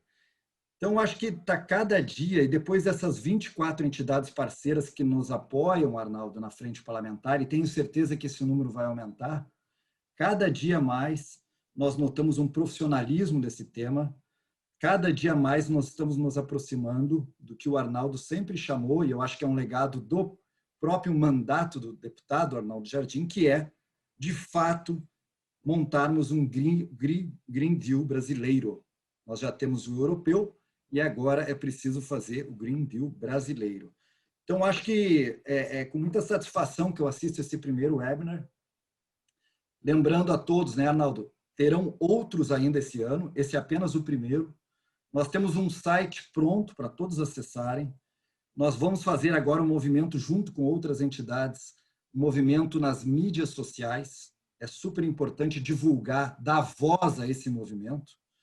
Nós temos um position paper, que é um trabalho muito bem feito pelo Dr. Igor e mais 4 advogados, ou seja, um grupo de trabalho, um position paper que conseguiu reduzir em tamanho de WhatsApp mesmo, um pequeno conjunto de ideias sobre a frente parlamentar, que pode ser facilmente enviada pelo WhatsApp. Nós temos o site e, principalmente, né, Arnaldo, eu acho que é fundamental, nós temos um canal aberto com o seu gabinete, através do Ziraldo, através do Lindomar, através de pessoas super qualificadas que podem, 24 horas, ajudar a quem está achando interessante esse movimento e quem quer, de alguma maneira, nos aproximar. Eu tenho um spoiler, antes de passar para o nosso presidente do Banco Central, eu tenho um spoiler para passar para todos, Arnaldo, que é uma pesquisa que saiu esta semana pela Arco Advice com mais de 300 parlamentares. Que não adianta a iniciativa privada estar alinhada, mas o Congresso não. E a pergunta que foi feita foi o seguinte: você, parlamentar, acredita que a reforma tributária deve considerar algum aspecto relacionado ao meio ambiente? E 81% falaram que sim. Ou seja, há um espaço dentro do parlamento brasileiro para discutir o que nós estamos trazendo aqui. Então, cada vez mais, Arnaldo, estamos nos aproximando do Green Deal brasileiro. E acho que é muito do seu esforço, é muito da sua ideia em nos motivar e muito da sua força de liderança para que esse movimento aconteça. Então, sem mais delongas, né, queria primeiro agradecer e, de uma vez, já passar as palavras aí de um dos economistas mais importantes que nós temos hoje em dia no Brasil, que é o presidente do Banco Central, Roberto Campos Neto.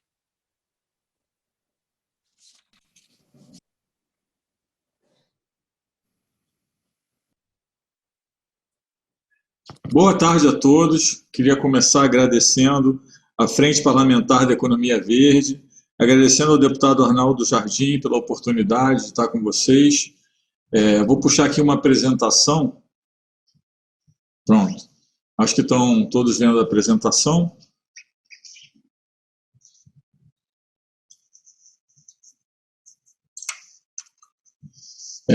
Espero em breve não ter mais que começar a fazer essas apresentações usando esses gráficos aqui de novos casos de Covid, mas é super relevante para como nós olhamos a reabertura da economia, né?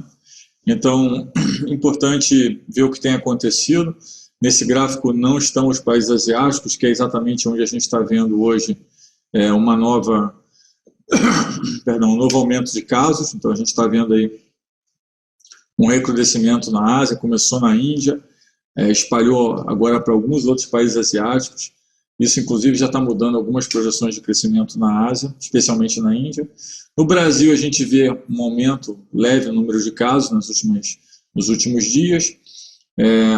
Algumas pessoas falando em terceira onda, então a gente vai aqui se limitar ao efeito que isso tem para a economia, entendendo que a segunda onda, apesar de ser muito mais severa que a primeira, em número de casos e em óbitos diários, a economia já estava mais adaptada, então ela teve um efeito menor na economia, também por todos os programas que foram feitos e pela retomada que já estava em curso.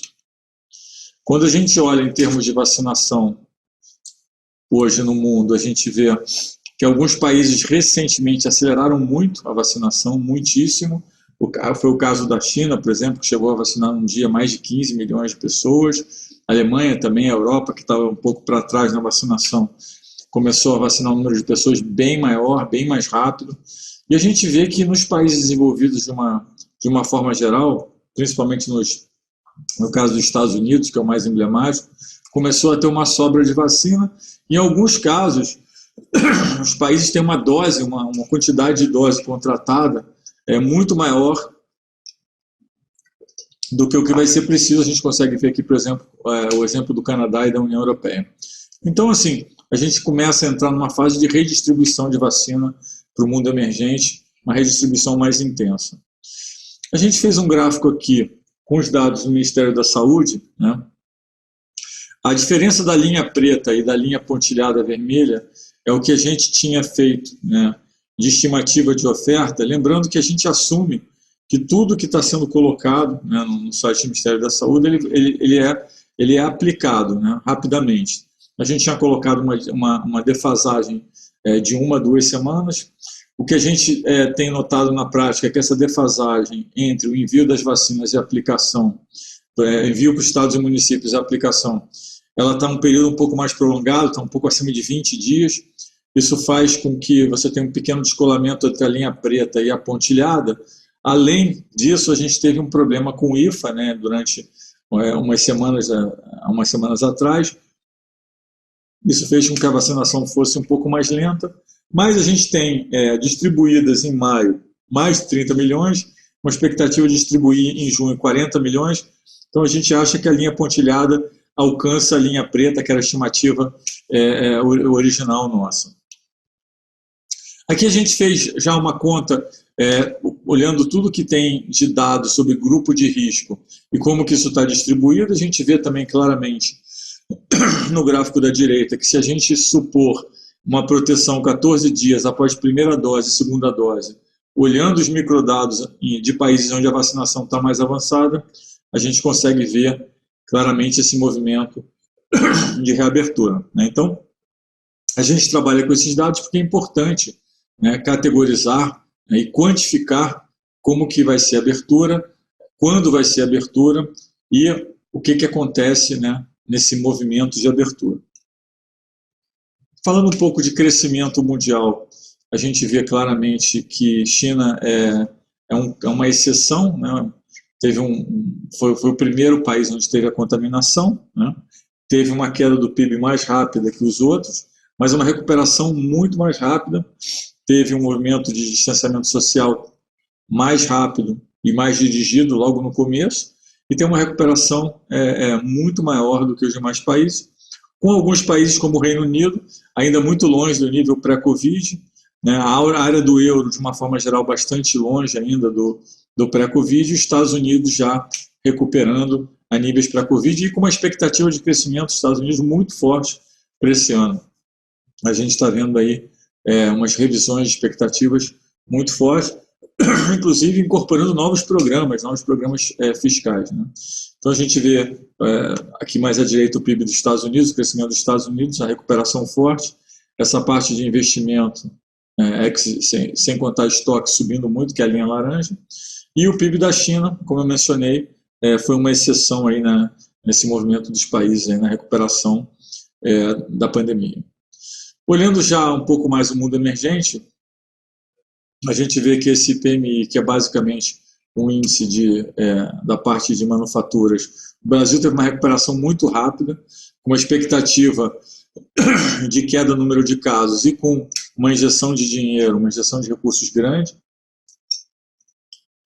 Mas, à medida que foi entrando a segunda onda, esse movimento se reverteu rapidamente.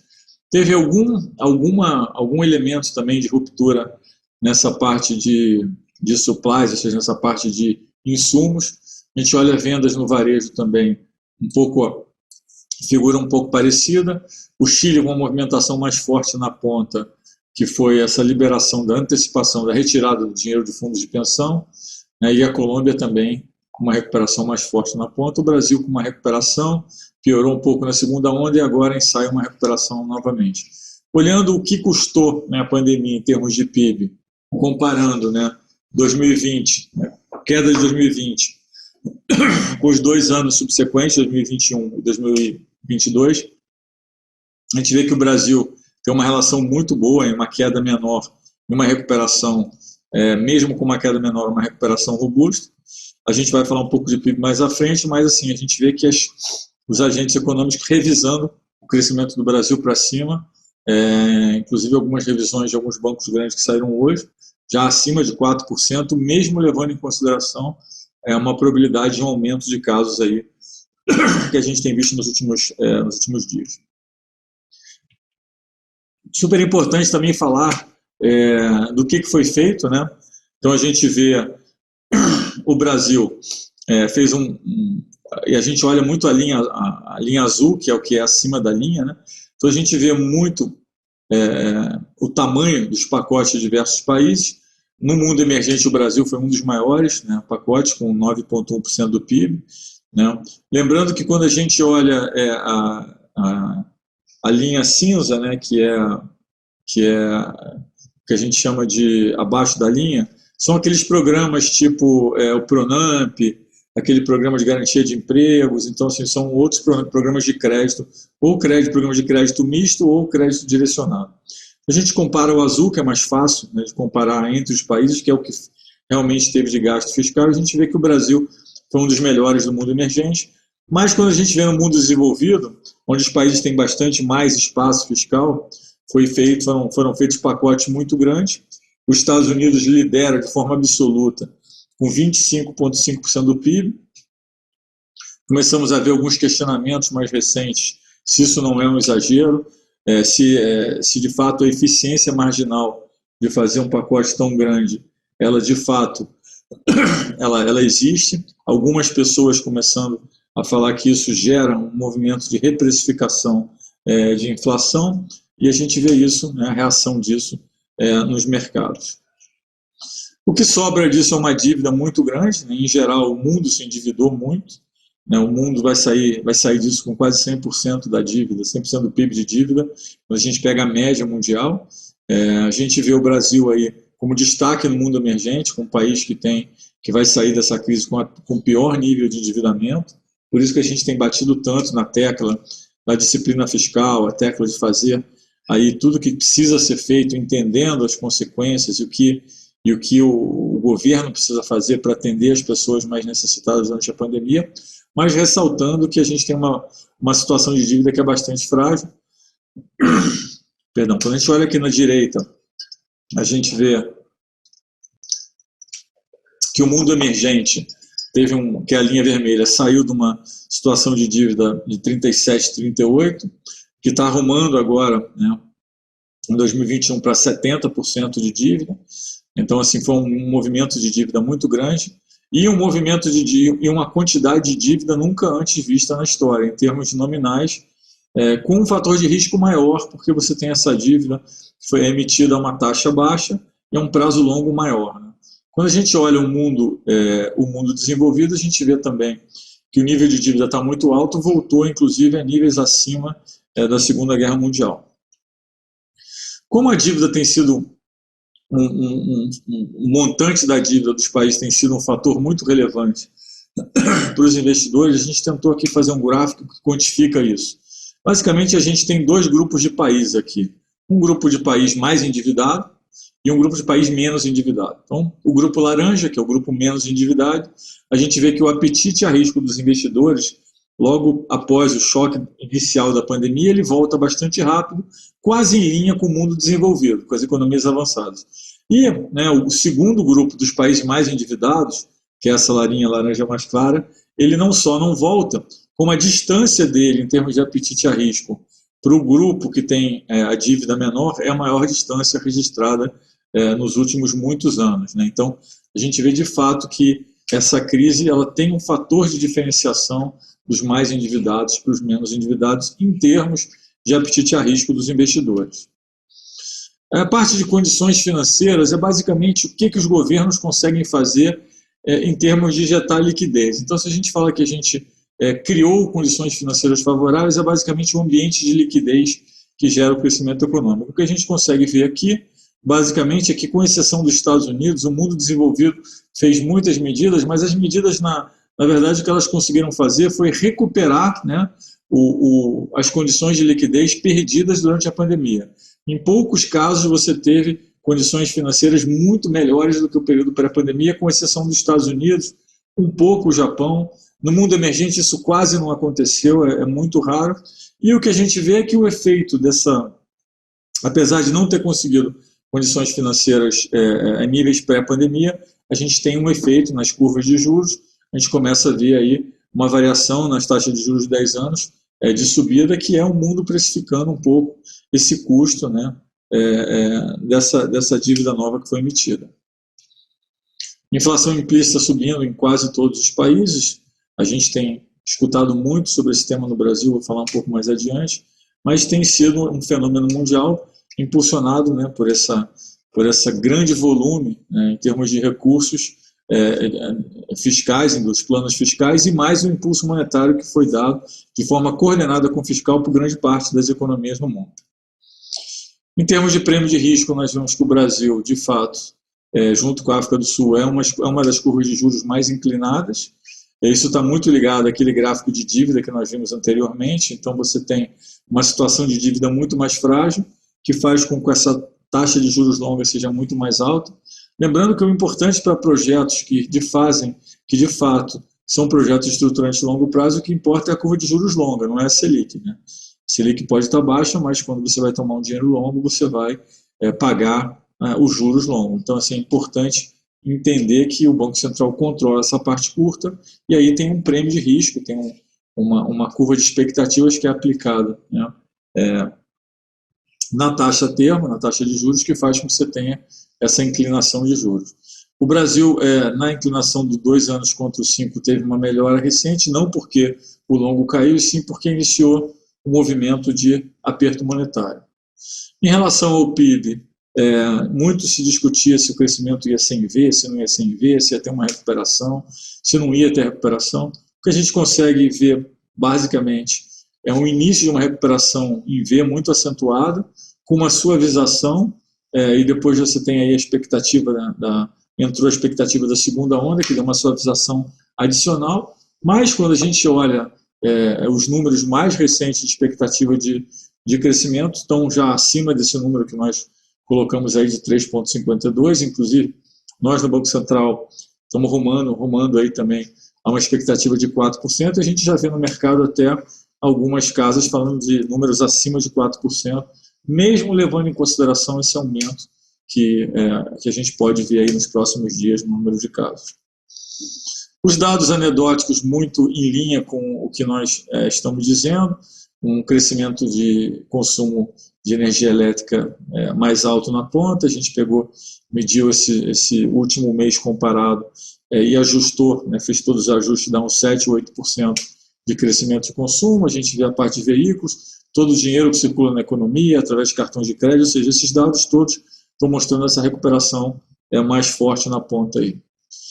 Os indicadores de mobilidade também, mostrando uma recuperação na ponta, a gente vê que, na verdade, você tem mais mobilidade, um grau maior de mobilidade explica, né, um pouco a reabertura econômica, explica também um pouco a volta do setor de serviços, e isso faz com que a economia, então, volte de forma mais intensa. A gente consegue ver no indicador Google de mobilidade ou no indicador de transporte, que é esse gráfico que está à direita.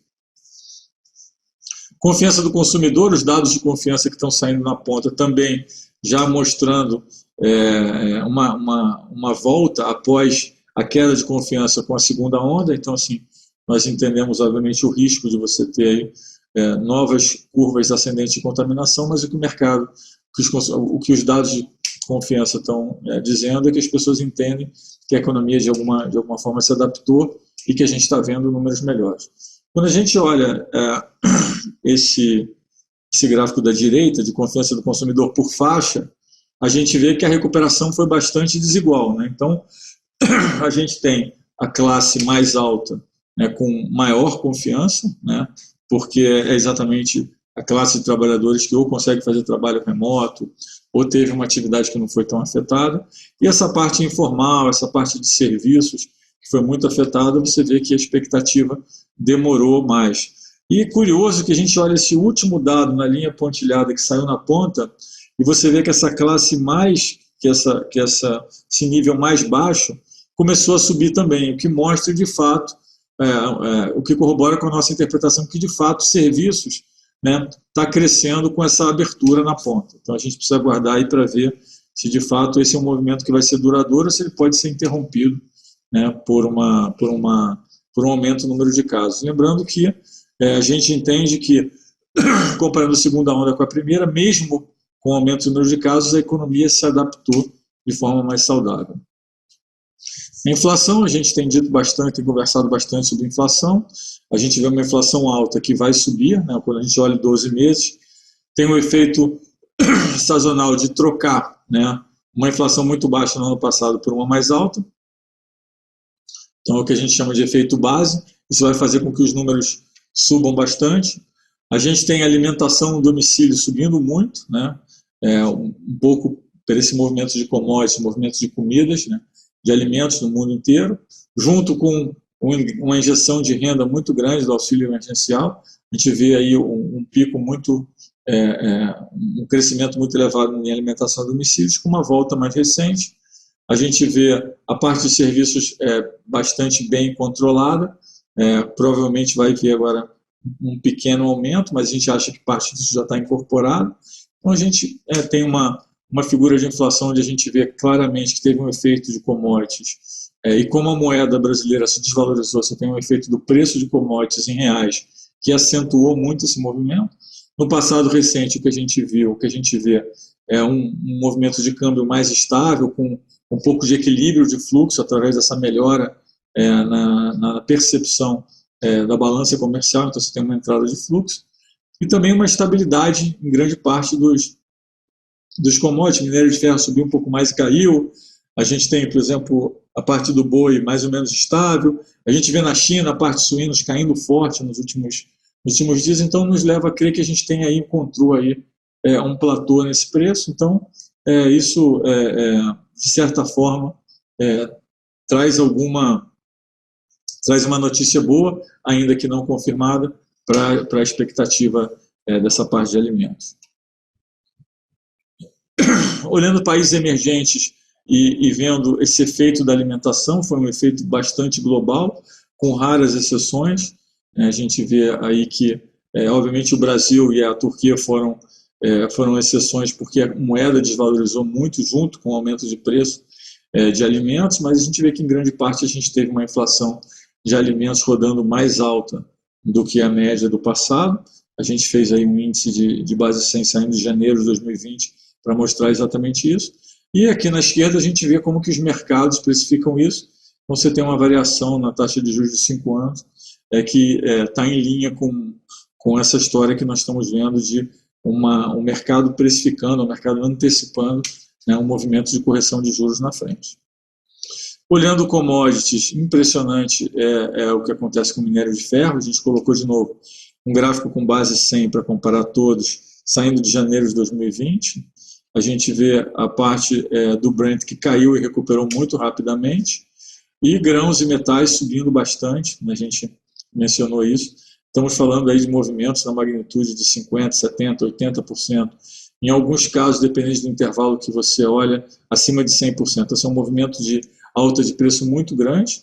E, de novo, como as moedas de mercado emergente não apreciaram o suficiente, né, para se contrapor a esse movimento em termos de preços em moeda local, você teve aí um aumento de inflação em grande parte, puxada pelos commodities em grande parte do mundo.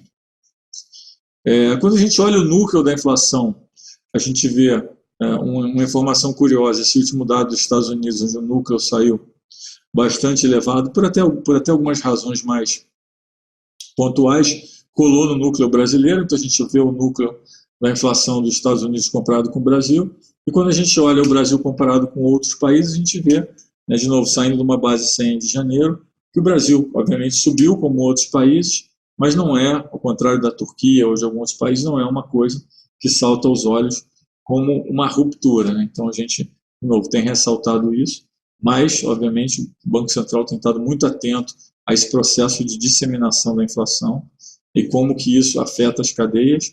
Aí iniciamos aí um processo de ajuste, inclusive fazendo um ajuste mais forte e mais rápido do que o mercado antecipava, e temos comunicado aí como nós estamos vendo esse progresso.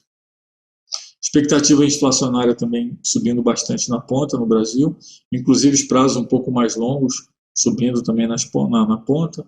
A forma de medir essa inflação, essa expectativa inflacionária, por instrumentos de mercado, e tem algum componente técnico, nós entendemos, nessa alta, mas de fato existe aí um movimento de apressar aí uma inflação mais alta à frente. Eu não vou me ater aqui ao statement, esse é o nosso comunicado oficial da última reunião do Copom. Falando um pouco na parte de câmbio, super relevante, porque existe uma interpretação, não, o Banco Central vendeu muita moeda, então é porque deve ter muita saída, então é porque realmente o prêmio de risco está muito elevado. E o que esse gráfico basicamente mostra é que grande parte das vendas do Banco Central foram contrabalanceadas por compra de banco, e aí tinha um fator técnico de uma posição grande comprada de dólar dos bancos que precisava ser equacionada. Então mostra que tem um componente grande do que nós vimos no câmbio, no volume de vendas, né, que ele é técnico. A gente vê que, de fato, existe esse descompasso entre a taxa de câmbio real e o que nós, olhando termos de troca de taxa de câmbio real, o que nós esperávamos do ajuste externo. A gente vê que isso já está, né, se equalizando nos últimos dados, e a gente vê revisões muito fortes de balanço comercial, gente revisando de 20 para 40, gente revisando de 40 para 80 mais recentemente. Então, assim, mostra, isso também já está fazendo com que o câmbio tenha um comportamento um pouco mais, tenha uma volatilidade um pouco menor nos últimos dias. A gente teve um mês aí de entrada forte do câmbio pelas exportações, então eu acho que a gente começa a ver esse equilíbrio.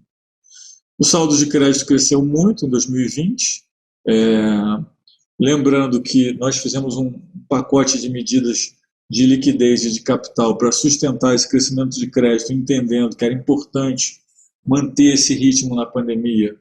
Fizemos um conjunto de medidas muito grande, 15% do PIB em liquidez que foram injetados no sistema, potencial liquidez, mas 20% do PIB de potencial capital para sustentar o crédito. Foi o maior movimento de Banco Central em termos de liquidez e capital do mundo emergente, foi o que nós fizemos no Brasil. Isso garantiu com que nós tivéssemos um crescimento aí muito forte, né, nesse ano de 2020, chegou aí a níveis acima de 20%, um crescimento médio de 15%, 14%, 15%, e mesmo com essa correção dos juros que nós estamos fazendo aí nos últimos meses, nós vemos que a taxa de juros de grande parte dos produtos e de segmentos estão bem perto da mínima. Passando um pouco, e já aproveitando também para encerrar com a visão um pouco mais global, acho que o que a pandemia tem nos direcionado, tem nos cobrado, né, o que a sociedade tem cobrado dos governos, de uma forma geral, tem dois fatores comuns nessa retomada. E os dois são que seja inclusiva e que seja sustentável. Então, ao contrário de outras crises, onde no ciclo da crise se esqueceu a dimensão da sustentabilidade, nessa, eu acho que ela se intensificou. Então, os governos estão sendo mais cobrados, as empresas, a sociedade está cobrando muito mais agora que essa volta ao crescimento seja inclusiva e sustentável. O que traz inclusão, um grande elemento de inclusão que nós vimos em mercado emergente é tecnologia, é digitalização de serviços, de pessoas. Então, o Banco Central tem caminhado muito, né, nesse movimento de tecnologia de inclusão. Então, nós temos feito um movimento grande, recente, de produtos e nesse sentido da inovação. Existe um temor contra esse novo desenho do comércio mundial. A gente vê que esse processo de cadeias globais de valor, onde cada país se especializava em algo, isso foi muito importante para esse movimento de convergência do mundo emergente para o mundo desenvolvido. Isso tirou centenas de milhões da linha da pobreza, e a gente vê que tem um pouco disso sendo questionado agora. A gente tem mais recentemente questionamento em relação aos insumos médicos, que são produzidos em grande parte em 2 países. Então, começa a ter um questionamento se essa especialização é boa ou não em momentos de crise. Nós entendemos que esse processo é muito bom para o mundo emergente, é muito bom para o ganho de eficiência. Então, fica aí uma preocupação.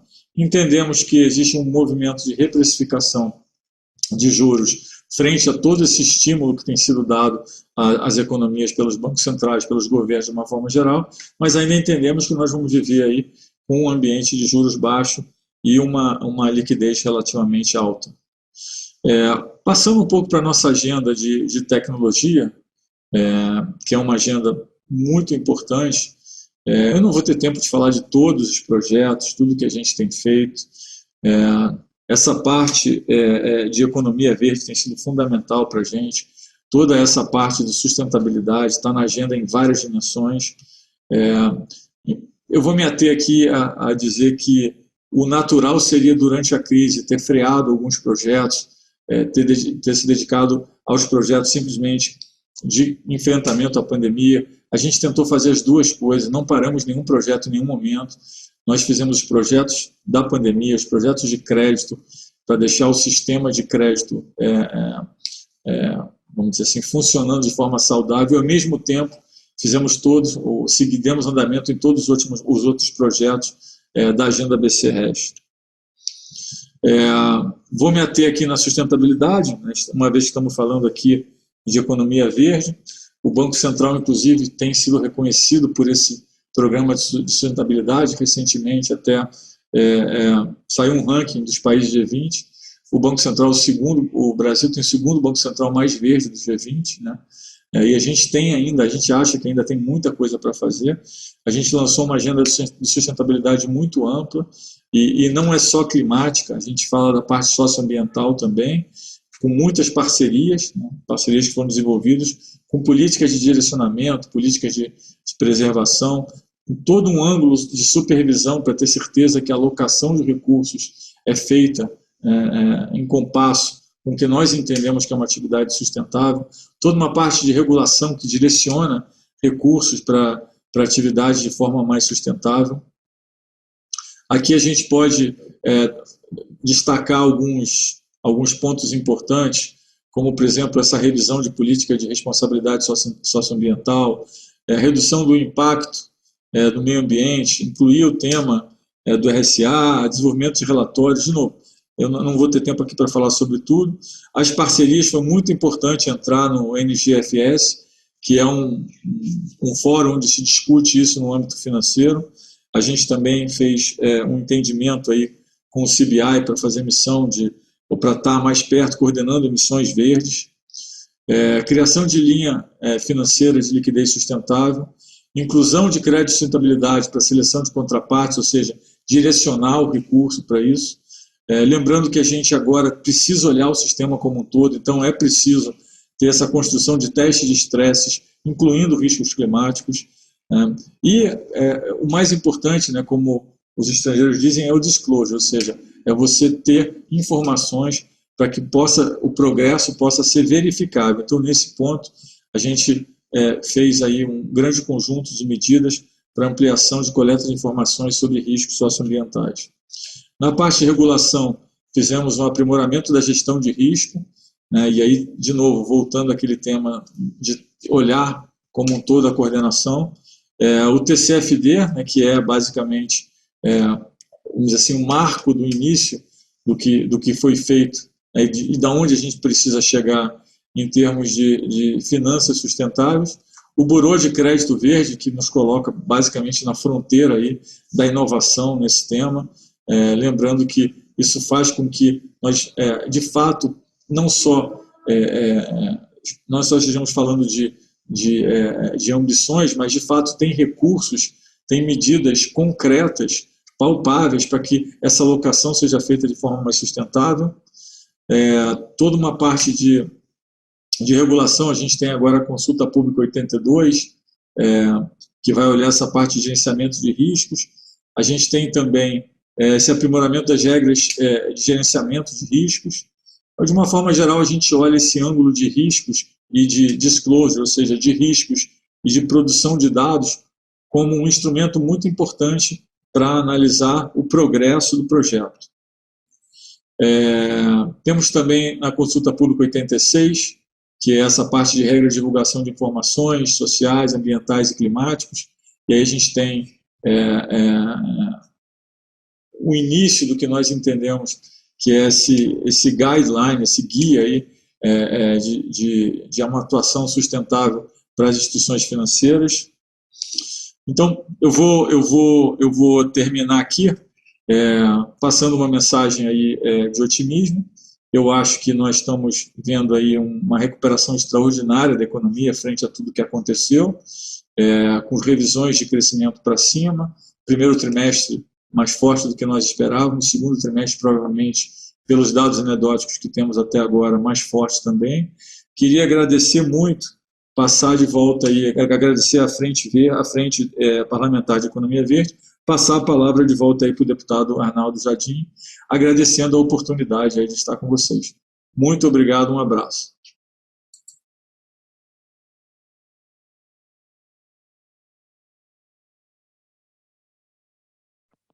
Nós é que agradecemos ao presidente do Banco Central, economista Roberto Campos Neto, pela sua colocação abrangente, nos premiou com uma verdadeira palestra sobre a situação de conjuntura econômica nacional e internacional, todo um capítulo que em qualquer local caberia, que a todos interessaria, que são as previsões do ponto de vista de futuro, de prognósticos para a retomada da nossa economia. É muito tentador falar sobre tudo, nós vamos focar aí naquilo que é a nossa questão mais imediata, que é exatamente todo o capítulo, mais na questão final, em que ele discorreu sobre iniciativas do Banco Central, mencionou o Bureau de Crédito Verde, falou sobre a disciplina e consultas públicas que estão em processo de desenvolvimento, estão sendo realizadas, que definirão critérios para, inclusive, definição de parâmetros socioambientais para a concessão de empréstimos, ou seja, aquilo que vai orientar instituições financeiras aí. Eu queria abrir a palavra ao Yuri, ao Igor, que ainda estão conosco, e a Maria Neto, para ver se eles têm aí no prazo bem objetivo de 3 minutos cada, se eles têm considerações a fazer sobre a intervenção do presidente do Banco Central seriam muito bem-vindas. Então, eu passo aí, vou inverter, começar pelo Igor, Yuri, Maria Neto, e depois ao Cátilo sobre as suas observações sobre a exposição do presidente Roberto Campos Neto. Por favor, Igor. Obrigado, Arnaldo. Aqui do meu lado, eu fiquei feliz em ver as iniciativas, né? Elas estão acontecendo do ponto de vista da sustentabilidade. Novamente, não é só uma questão de meio ambiente, mas todas as vertentes relacionadas com a questão da sustentabilidade. Enfim, estou satisfeito e queria parabenizar o presidente do Banco Central aí pela apresentação. Também os dados de recuperação da economia me deixaram bastante feliz. Muito obrigado, Igor. Yuri, por favor, suas observações aí sobre as questões sugeridas, apresentadas pelo presidente Roberto Campos. Obrigado, deputado.